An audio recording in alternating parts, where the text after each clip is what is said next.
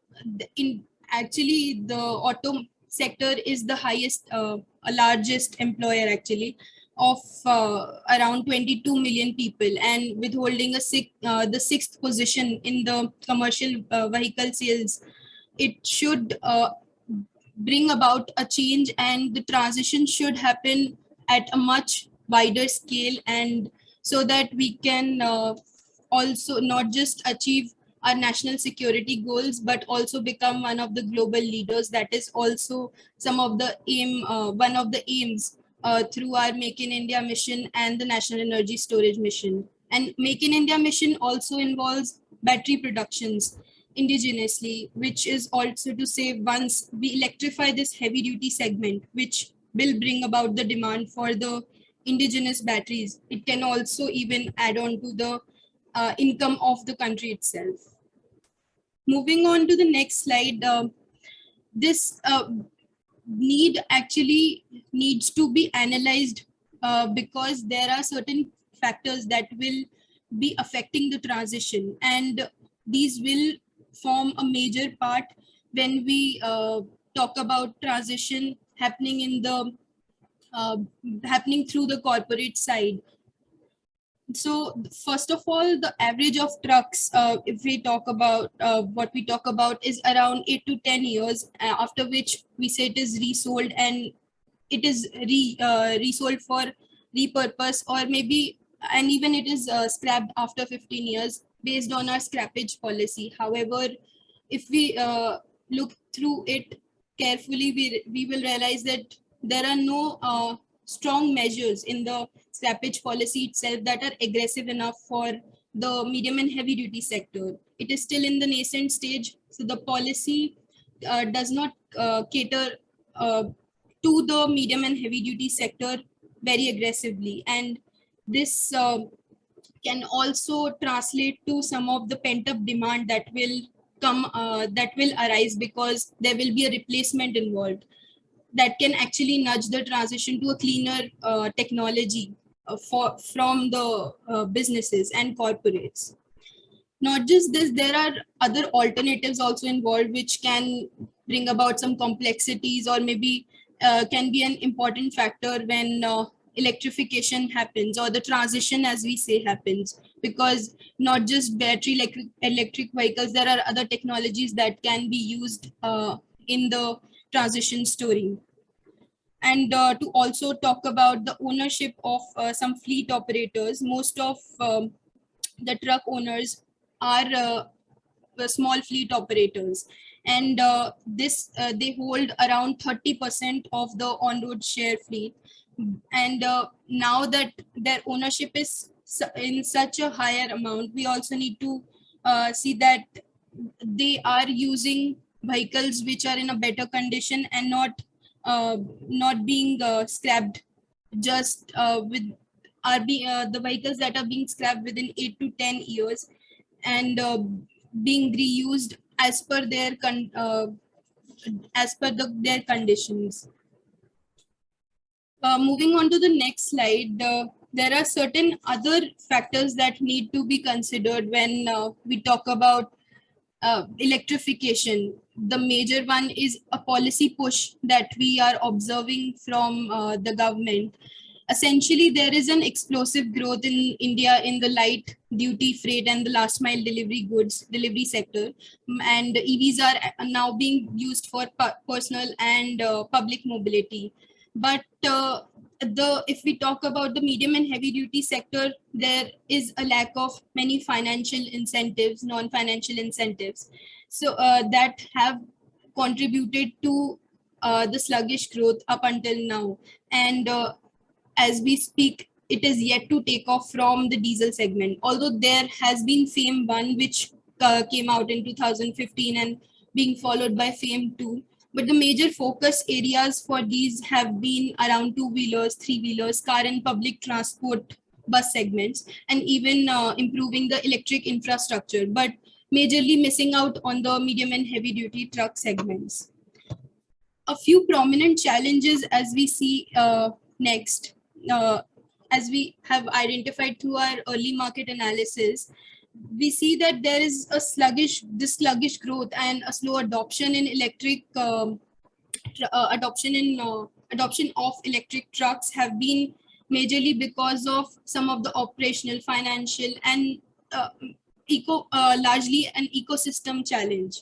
And some of these larger ecosystem challenges should be leveraged as learnings for accelerating the long haul trucking in the future, as we have brought about through our analysis in the early market. Moving on to the next slide.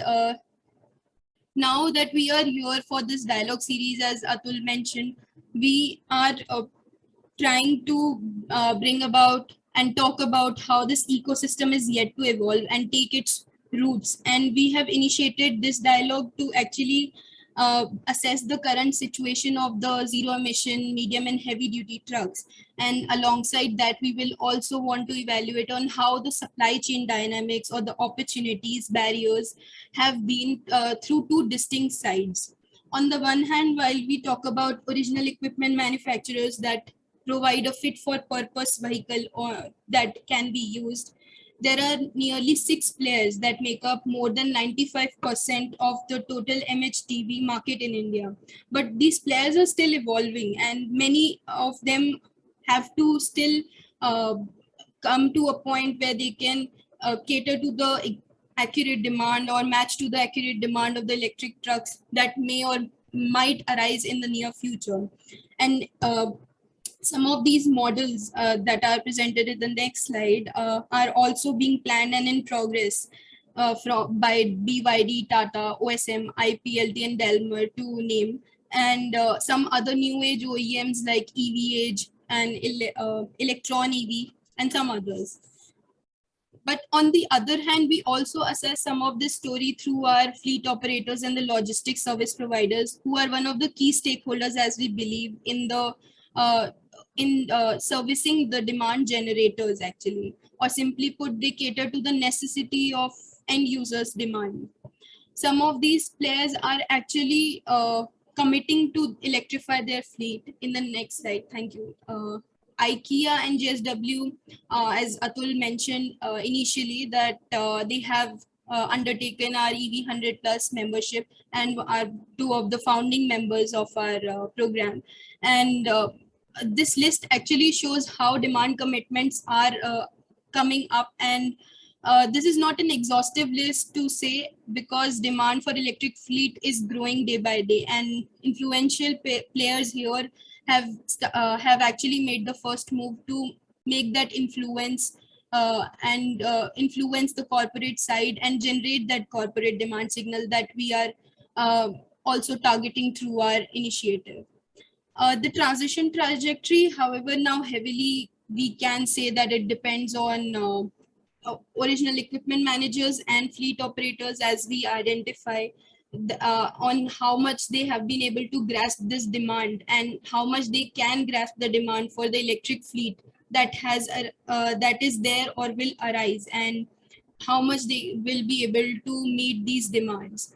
And with having said that, I would like to hand over to Nitant so that he can bring about a more detailed perspective through our panel, and we would love to actually hear more from our panelists.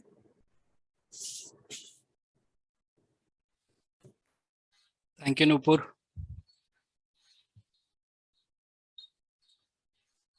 So I would like to welcome the panelists for the discussion, and we are joined by an eminent panel of experts. We have Mr. S.A. Sundaresan, Head in New Technologies, Ashok Leland.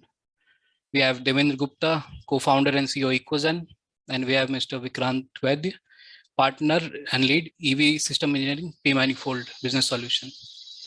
So as we have seen in our previous presentation, we are at a cusp of EV revolution in India, and and for that story to become a success, electrification of medium and heavy duty trucks would have to have a role to play. So auto OEMs and fleet operators will always be a primary actors for this change to happen. So going ahead with the discussion, I would first like to go to Mr. Devendra. So I would like to know, what are your primary concerns, particularly in your current fleet operations or the one that you're planning to develop? For example, managing segment mix, diesel theft, maintenance contract sector.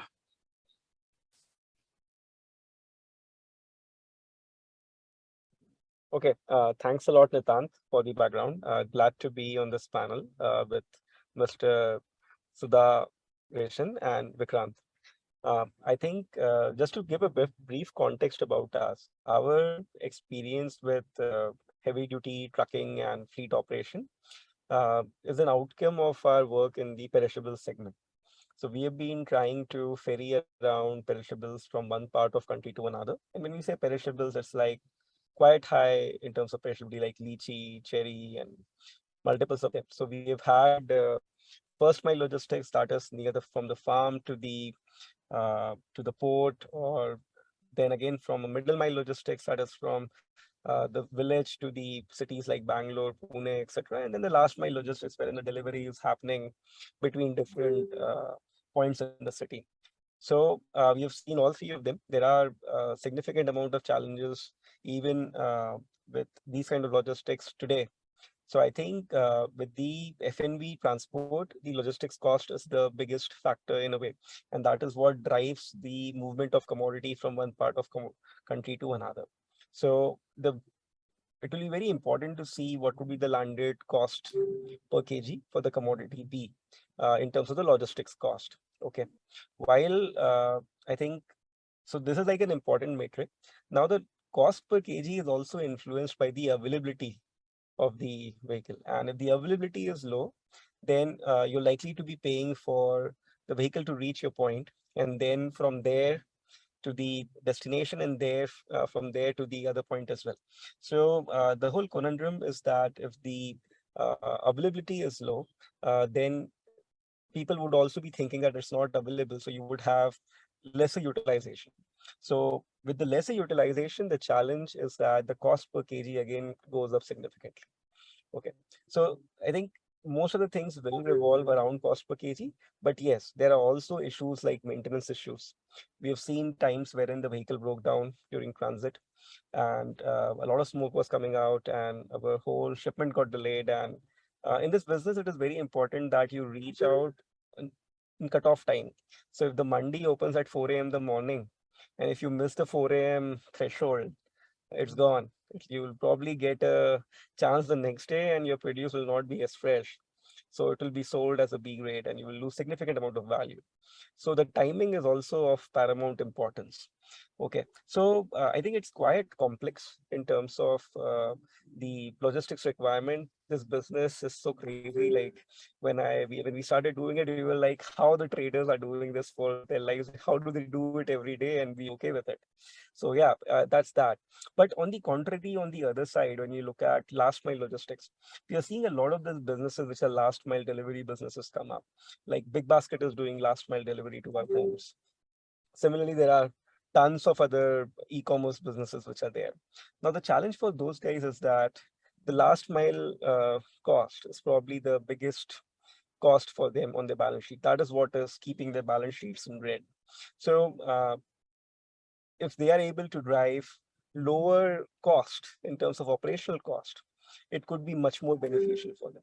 Now, on the last mile side, what the way I see it is that the vehicles do not need to be reefer vehicles or cold vehicles. They can be dry vehicles as well. So the chances of having better density, higher utilization is much more possible. And from that perspective, if you're looking from an electric vehicle angle, in the cities or such kind of places, getting a charging point is much more easier.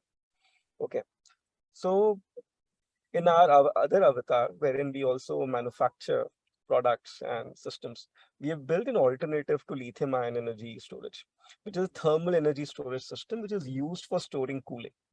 Now, this system is almost 1/3 of the cost of lithium-ion, and it is like 95% efficient and having an energy density of around 330 kilojoules per kg. Okay, which is significantly better than its predecessor, which is the lead acid batteries. But lithium ion today is able to boast up to around 700 to 800 kilojoules per kg. But again, that is significantly shy of diesel, which would be, I think, if I'm not wrong, around 20 megajoules per kg. Okay, so when we are talking about trucking from that perspective, I think The other eminent panelists would be able to share much more than what I can. But in my limited experience, what I've seen is that I would equate the space on the back of a truck to be equivalent to the cost of real estate on Nariman Point or London or New York. Okay, so the moment you start putting in stuff which is going to take away your payload or take away your space, you are transporting lesser amount of useful payload. Okay, and the moment you start doing that, you like, no matter what all the other things say, you're losing a lot more than what you're gaining. So when we thought about putting our thermal storage on the back of a truck, we realized that this is like a low energy density solution. And if you're doing that, it's going to take away the useful space. It may work for low weight products, like low density products like pharmaceuticals or towers and stuff like that, where payload is not an issue. But if it becomes voluminous, even the space can be an issue. So when we are looking at last mile logistics, I'm trying to sum up now. I think electric vehicles can be a way to go because they will help reduce the operational cost substantially. And we're already seeing a transition happening on the three-wheeler side, wherein Piaggio has launched something. We're also seeing drivetrains being built by our partners and so on. So that is a space that will definitely pick up. In terms of the middle mile logistics, now if I have to just say from a perspective of refrigerated transport, say if something happens and things get delayed, and if your refrigeration is also operating on a battery, okay, and your vehicle kind of breaks down, then your battery goes away, then your produce will start perishing, then you have to stop and start charging it somewhere, and then you're worried that your cutoff will get missed. So if I feel it's a large amount of conundrum of problems. So unless and until we have high energy density energy storage solutions, very fast charging for middle mile logistics, and a good charging network, I feel that problem is not something we should like go about solving right now. I feel there are much near fruits on the tree which we can go and pluck and kind of consume them first. I feel that's a bit higher on the tree right now. So we should probably solve last mile first. We should solve last mile first, first mile. We should look at the middle mile normal transport and then the middle mile cold transport from my perspective. So yeah, these are some of the concerns. While the positives definitely are lower operational cost, I feel this can be one of the enablers in the longer run, which can reduce the cost on the operational basis, bring down the cost per kg as the economies of scale come up, and actually enable a better cold chain network in the country. So today, one of the prohibitive factors also is that the capex is pretty high, and people, unless until they get a commitment from a B2B that okay, A to B and B to A are locked for a certain period of time, they would not deploy capital onto it. So I feel EV will again increase that capex in the beginning. So that is also a challenge. While it does solve for maintenance issues, it solves for diesel theft, all of that. I think it will happen, but it may not be right on the cards right now. I think I will pause over there with those submissions. Yeah, Devendra, you have covered a gamut of issues.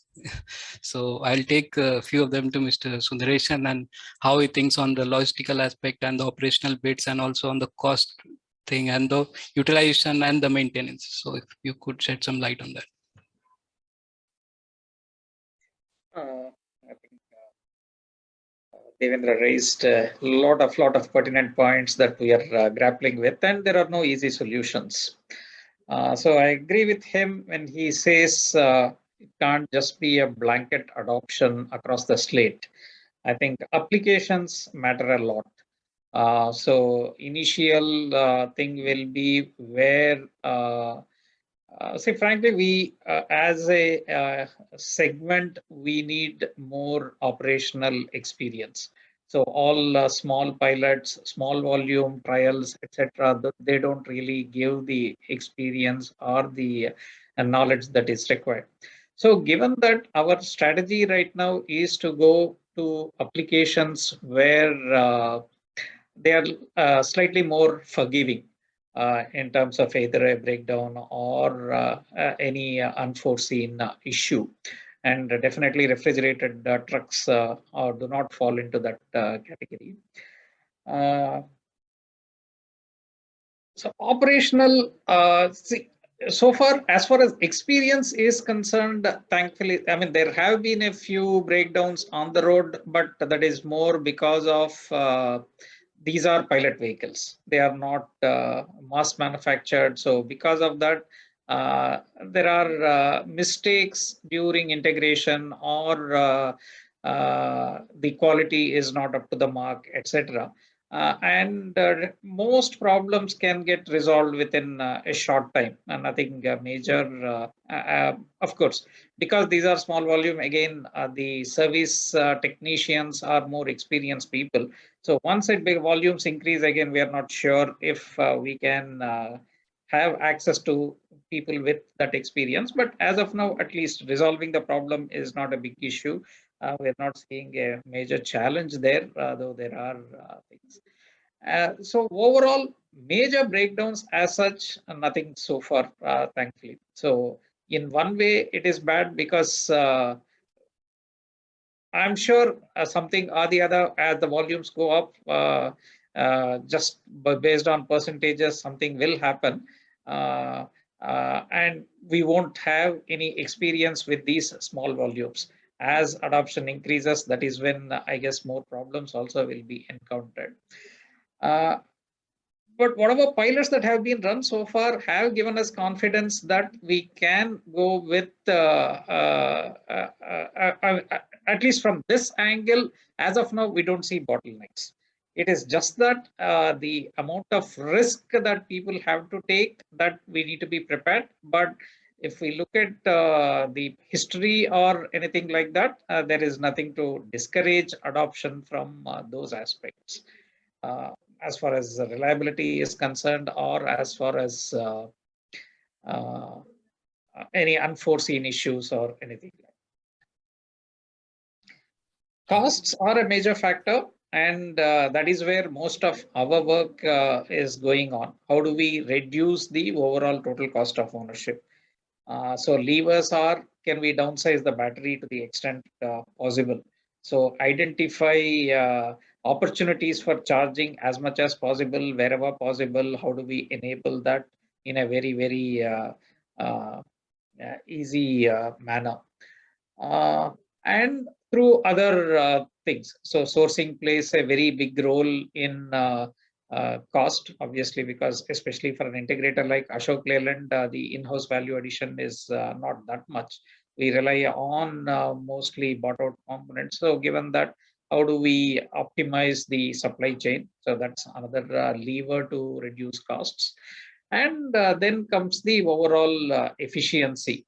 So here again, designs that are suited for Indian conditions and Indian patterns, usage patterns. So that's what we're trying to do.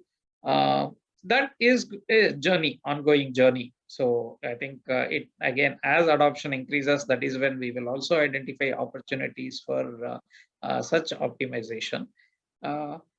So I would say, yeah, we are in early stages, and we have some distance to cover. Yeah, I hope that distance are covered as quickly as possible, and we all are hoping for that and rooting for that.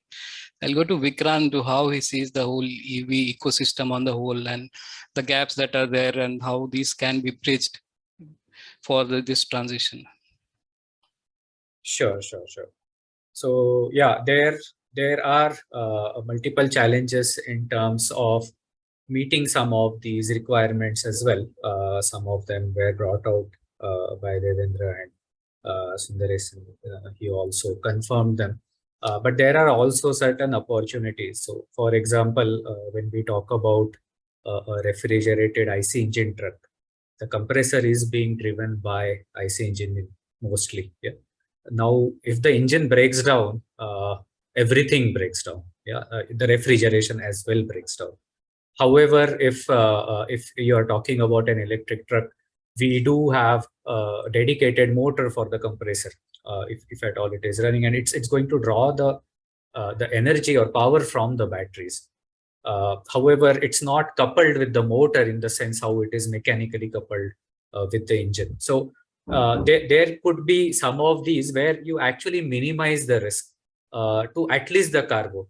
I do understand the concern that if the vehicle breaks down and the vehicle is standing still, it's going to drain the batteries to just keep the refrigerated cargo cold and to maintain that temperature. However, yeah, there is also this aspect, and then fast charging is something which will have to come for things to actually progress, because we at this point we cannot think of, as again Devendra pointed out, we cannot think of just putting more and more battery. And as Sundaresan ji also pointed out, it's not just eating up the payload, it also is making the truck costlier and costlier. Finally, it's adding battery, although obvious, is not actually the solution.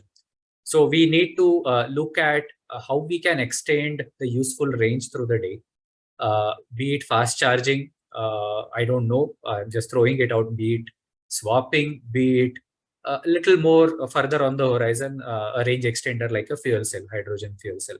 So longer distance trucking definitely has a long distance to go as well in terms of electrification. But we should also look at short and medium distance and how they can be enabled. Maybe work on some of these corridors which are typical, right? And which have good access to electricity and to a certain extent even the renewable.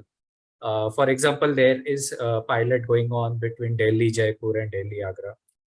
There is a lot of talk about Bangalore-Chennai corridor, even a little longer, which is the Mumbai-Delhi corridor. So these are where I would say some of the first pilots would come. And of course, as the pilots come, they scale up. People see the advantages, they are ready to take that risk weighing against the advantages. There will be, of course, the need for the support system, as again Sundaresan ji mentioned, that we need to have access to that support system. And that's where I think the service sector also has to upskill, start migrating to electric vehicle. It's not something which is going to be completely different, because largely the vehicle stays the same, right? The powertrain is what is changing. Admittedly, it is the biggest, most complex part, but still there is some of it which is carryover. It's not, like us in engineering, the IC engine goes away, then we are left with, I mean, we have to reskill, but it's more of upskilling in that sector, which urgently has to be looked upon. And I think there are, again, steps being taken right now, driven by the smaller vehicle segments, three-wheelers and the light commercial vehicles, where again, we are now seeing more and more products available in different ways. So I think that's what is going to happen. And final word on scalability is also going to be a bit of decentralized assembly, if not manufacturing, because that's another challenge that we have. If we are manufacturing something in a central place, getting that. So for example, now the electric buses currently are being transported on top of trucks, which needs to be also solved. It's not a long-term solution. So there has to be a bit of probably leveraging some of the service network, some of the aftermarket network as well. We do have that, right? Our bodies are built outside, our cabins are built outside, even the special equipment that goes on, that is also built outside. So some of these things could also be leveraged, where you put in some of the things or assemble at least at the point of sale, and then shipping could be in terms of a CKD or semi CKD scenario. So those are, I think, my thoughts, I would say, in terms of scaling and skilling. Yeah, Vikrant, and you have covered it in a very proper way. So I'll again talking on the technologies and the foundational technologies that would eventually evolve, like from like a lower segment to the higher segment. I would like to ask Mr. Sundaresan to just highlight how these like powertrains from e-buses can be taken to like e-trucks, and how much, and is there any instances where you have also seen like private operators of e-buses in India, and whatever are your experiences in that? Yeah, as far as powertrain is concerned, it's yeah, you can just take it from the bus and put it in a equivalent truck. There's not much of a difference. Maybe you will need to change transmission if necessary, if depending on the gradient that are required, if that is different. But most of the powertrain as it is can be reused. Yeah, so definitely that's there. As far as private e-buses are concerned, I think slowly it is starting. You might have read about our subsidiary Switch Mobility's contract with Chalo. So Chalo is going to source electric buses and deploy them in multiple cities. So that's happening, and also some companies are they have already deployed electric buses for staff transport. So far, at least, I mean, I heard of, I think, one intercity electric operation between Mumbai and Pune. I'm not sure, but intercity, I don't think has caught on in a big way. But intracity, I think, yeah, the staff buses is one, and one if Chalo deploys, that can be another again intracity kind of an operation. Intracity, I think we should see private players also starting to deploy electric buses.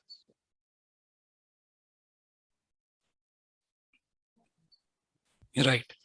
So I'll again go to Mr. Devendra, how he thinks like, especially the kind of use case or the perishable use case that in the segment he works, and also how the significant auxiliary power that is required for these trucks for carrying out these perishable items. So how do you see it? Like, do you see like a proper OEMs providing a vehicle or a platform, or you see a very specialized sort of like the company that specialize in particular, or they or produce trucks in a very slides for specialized use cases? How do you look at that, Devendra? You mean to say that whom do we see would be the manufacturers for the entire solution, or just the truck? What your expectation for OEMs in that, for your particular use case? Okay. I think the expectations from the OEMs would be that I think we definitely need a much better charging network. I'm particularly talking about the middle mile logistics here. The last mile, I think it's a easy problem to solve and is already being solved in a way. The middle mile is the critical one, and which is the heavy duty trucking bit anyways. So there we need a very strong charging network. And apart from having a very strong charging network, either we figure out a battery swapping as a solution, or we look at very fast charging as a possibility. So that in case if we need refueling or recharging on the way, okay, it can happen fast and not lead to more delays in terms of timing. Okay, so that is one expectation which should be there. I see initially it might be more pertinent or prudent to probably shift the vehicle on lithium ion, like the movement on lithium ion, and not the refrigeration on lithium. Keep the refrigeration on diesel per se, okay, and shift the movement on lithium ion, because that will cut the operation cost of logistics, okay, with some increase in the operational cost. Whereas, there are some delays or some issue, you still have the refrigeration being backed up by diesel. So that could be the step one. Okay, and as and when we get to a point wherein, because that is like even the vehicle stops and the temperature is being maintained, your produce will not spoil. So diesel is more fail safe. So if you still continue with that on diesel, and you have vehicles which are more battery powered and having a good network, I think that could be the second step. And once the network is really evolved, I think the third step would be to shift overall to electric. So I think these are three steps, with charging infrastructure and charging time being some of the critical points, apart from the cost, obviously. And if you can have good financing means and good tax breaks attached to it, I think that could probably bring the vehicle at least cost to cost in terms of operational cost from a per kilometer basis. So that would be what my thoughts would be.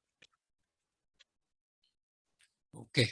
And I would also like to ask Vikrant on this. I'd like you to come here on the finances and what are the kind of loan structuring that can be done for finance these kind of vehicle, and also on the skilling bit. Like there will be a lot of skill personnel needed for maintenance of these trucks, and also on other aspect and the charging infrastructure. So how you see both these component evolving or the way forward for this? Sure. So I think coming to the first question, yes, there will be definitely the requirement. Sorry, coming to the second question first, there will be definitely requirement of skilled people in support, as I said before, but also in terms of operations, there is a fair amount of upskilling required in terms of operating the electric vehicles as well. There are certain habits that even we cultivate as drivers, which were possibly fuel efficient in IC engines, but not so fuel efficient in electric vehicles. Particularly when we talk about regeneration, there is a art to getting best regeneration out of it. So there is fair amount of, I would say, skilling required in terms of operation, in terms of drivers. Drivers have again learned going long distance in big trucks. They will stop every few kilometers, check, because as Devendra also said, breakdown is not something which people can afford in terms of meeting their SLAs, frankly. So there lot of things are being done which are often not discussed. There are multiple stoppages when we talk to fleet operators, that how many kilometers you do and what is your average speed. It just didn't add up because of these stoppages. So there could be opportunities if we can have these upskilling done in terms of how we can manage stuff, not just at the driver level, but also fleet managers, how to best optimize electric vehicles. What are the strengths against what are the disadvantages against the IC engine trucks. Your first question, if you can, sorry, repeat again, Nithan. Nithan, you're on mute. Yeah, the financial aspect, how these trucks can be financed and what models can be brought out for this kind of financing. Right. Now, this sector, almost, I would say 100% is finance based. Nobody, well, I think 2% of the total buyers buy from their money. The rest all get financing. And particularly in this sector, there is mostly non-banking financing organizations involved, as against our personal mobility segment. So here there is lot of need to even educate this sector in the basics of e-mobility, and then help them set up risk assessment models. Because see, there will be if you do not know, or if you don't have the risk assessment of an electric vehicle, you will not be giving out loans for them. I mean, as a person who doesn't know what risk I am taking, why would I lend money, right? So that we have seen is one of the largest barriers, where there are things like, okay, the batteries are going to be replaced before the vehicle is scrapped. How long do I provide the financing for? Usually provide 3 to 5 years, which may not be sufficient, or if it is sufficient and the vehicle is used extensively, your battery replacement may come in around 5 years. Then how do I refinance? Because battery is going to be, replacement is going to be a big capital intensive item. So how do I refinance? What are the policies around it? What in 5 years, what advantage of battery cost should I assume? So a lot of these things are there, and not only this, there is ambiguity in terms of whether electric trucks will meet the same SLAs as diesel trucks. If they don't, what would be the impact on the business? Because these NBFCs are also going to assess your business model and your viability to pay back. That's another risk they have to manage, right? So that's also going to happen. And thirdly, what needs also to happen is the the vehicle, if for some reason is totaled, how do you deal with that? Who is then liable to take out the battery, take it apart, send it for recycling or repurposing, for example? Yeah. So who would do that? So some of these ambiguities, some of them may not be actually ambiguous, but they need to be communicated, and some of them are still things which are gray areas, which need to be fixed one way or other for the financing companies to actually do this risk assessment and then be able to dispense the loans to buy these trucks. Without this, I don't see the adoption being possible, because it is one of the key success factors for electrification. Yeah, right, Vikrant. So we have few questions from the audience. I'll pose it to, I think each of you can give it a shot, like for like a minute or two. So first one is on the kind of form or the shape of policy framework that is desired by OEMs or the logistics service provider. Do you think the government can bring in? So if you could just shed some light on that.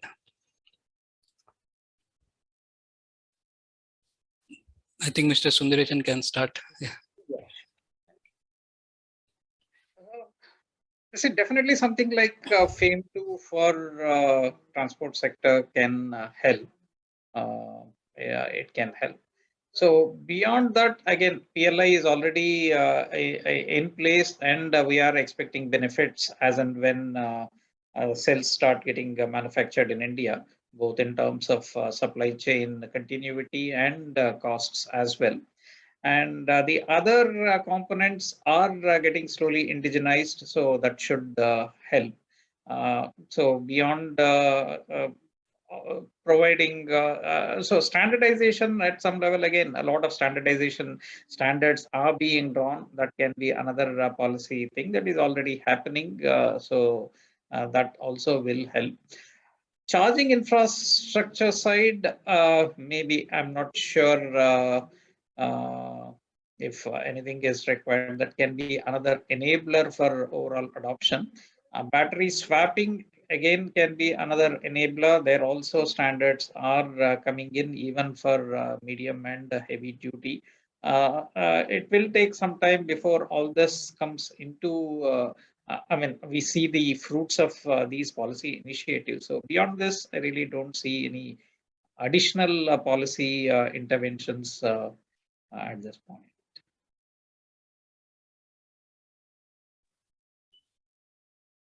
I think Devendra, if you have like few points on policy framework that would be beneficial for the sector, for your sector and on the overall logistics sector. I think the core finance segments are still coming along with respect to electrification of vehicles. I was in talks with certain lenders a few days back on how do they see financing an EV. I could see there's a lot of concern on the battery life, how fast will it degrade, and will it actually deliver what it is saying. So there is a bit of uncertainty, and lenders are a little touchy when it comes to such kind of new products, new technologies coming in. So I think I see a lot of scope for NBFCs to actually come in, who are able to become more educated and more aware about how this is being managed in other countries and build comfort faster than the mainstream banking. I don't know, but I think mainstream banking would also come along, because consumer finance of EVs will also have to pick up significantly. So from that perspective, if NBFCs are coming in and they are taking slightly higher perceived risk, they would definitely want higher interest rates. And at that point, if the government can come in and provide incentives on that higher cost of capital, higher cost on the interest, that would be a kind of interesting thing to see wherein the fleet operators can derive comfort. I think for a large scale adoption, on the reefer front, we are even facing a problem today wherein the financiers don't recognize the reefer part of the vehicle to be a part of the truck. So they are like, we can fund the chassis and the vehicle, but the reefer bit, that's like, is it resellable? Is it not resellable? So I think that's like a borrowed problem even from the last avatar. So I don't see that getting solved anytime soon, even in the case of EV. But at least if we can, and I'm not even suggesting that we try to electrify that immediately. We focus on the vehicle, we try to electrify that and make that viable. If that starts moving in the viability direction, I think then eventually this bit will also move in. Okay, so that would be what my point would be in terms of the policy level support. So one thing would be around reducing the cost of capital. Another would be providing sufficient amount of tax breaks, etc., such that the upfront cost doesn't become that big a barrier. We are seeing the government is doing a significant amount of that on the consumer side. Hopefully that gets done on the commercial side as well. I don't know if they're already doing it. Yeah, so they may be doing it as well. Yeah. Okay. So there is a question for Vikrant on the retrofitting of trucks into electric ones. So just want you to highlight how you see retrofitting fitting into the bigger scheme of thing and its role in the transition of this segment. Yeah, it is going to happen primarily because we see a trend in medium and heavy duty trucks where they have distinct 2 or 3 lives within the entire lifespan of the vehicle. Yeah, so you have around 5 to 7 years is usually what is looked upon as the first life of the vehicle, and then there could be 1 or 2 beyond that, 3 to 4 years, or again 6 to 7 years depending upon how it is done. And the repurposing also happens along with it. So what I mean by first life, second life is the truck could either be sold after say 7 years of usage, and it would see another owner doing the same stuff from the truck, or more prevalent is it is repurposed either by the same owner or by a new owner to do certain other tasks. It is very typical with tippers. It is very typical with these semi-articulated or tractor trailers. Port is almost all second life. Yeah, port trucks are almost all second life. Off-road tippers are again similar. So you see this happening, and then there would be this opportunity that I have a diesel truck. I have come to around 7 years. I have the finance is all paid back for. Now why don't I do this? There is a obvious advantage of operational cost. Anyway, as the truck gets older, your operation cost increases. So why not give it a new lease of life? And there could be actually also a policy intervention like that. However, it has to be also dealt with very carefully because retrofitting can easily ignore or overlook the safety aspects, and which will be going in the wrong direction completely. If there are 2 or 3 bad experiences, then whole thing actually may work the other way around. So there has to be, like we have now to a large extent bus and even truck bodybuilding code, which is it's a regulation which has to be followed, although it's unfortunately not that well followed, but it is there. Also, something like that could be there for retrofitment if at all there is interest and people are going that way. Also, there could be merit in actually OEMs getting into this. I understand that there is a direct threat to the new vehicle sales, which the OEMs will obviously perceive. But getting anyway, these people they are going to repurpose the vehicle. They are going to put in some capital to repurpose it most of the times. Then some of it could be taken up as a bundle or a package service by OEMs, or maybe OEMs work with joint ventures, because that will bring in some amount of organized and there will be enough attention to safety. Because as I said, if we let that evolve like we have the aftermarket of new trucks right now, it is too dangerous for doing this kind of thing, at least till the technology is still maturing. And the retrofitment is going to work for this period as well, when the technology is still maturing. Once the technology matures, I don't know how many of you go and change the engine and transmission and entire drivetrain, right? Nobody does that because powertrain forms a huge chunk of the cost of the vehicle as well. It will be as good as buying a new vehicle. They say if you want to build a vehicle out of spares, it will cost 4 to 5 times. So it will be a viable option only during this phase where the technology is being matured, and that's why you have to be careful on that. That's I think something that has to be kept in. Yeah, right. So I think we'll go to the final question. I think it's from Mr. Sundaresan. So one of the participants asked about the battery swapping and what is being done to support a modular battery unit that can be used by all OEMs, and what your takes on battery swapping on a whole. There's a lot of debate going on, and there is at least a kind of sense of perception that it would make sense to agree on the interface and the geometry.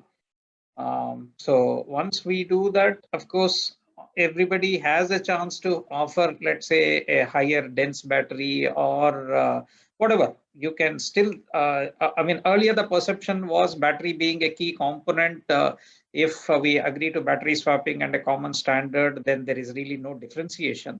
But now everybody has come to realize that you're just agreeing on the outer dimensions and the basic interface. So with that, there is still a scope for offering a differentiated solution, and this can actually help in, I mean, battery swap overall can help in increasing the market size. So with that, I think now there is a different level of perception about the whole thing. So we should see standards coming. But just because standards come, I think it will not mean that there will be availability immediately. The overall ecosystem will still take time to develop, but at least we are going in the right direction. Yeah. So I think we can finally sum it up, and I think it was a great discussion, and thank you to all our speakers for taking the time out and providing such insights. And I would also like to thank the participants who took the time to join us, and we'll hopefully convene again next month, later next month, on with other stakeholders and how the system impacts can be. So that's it. Thank you, everyone. Thank you.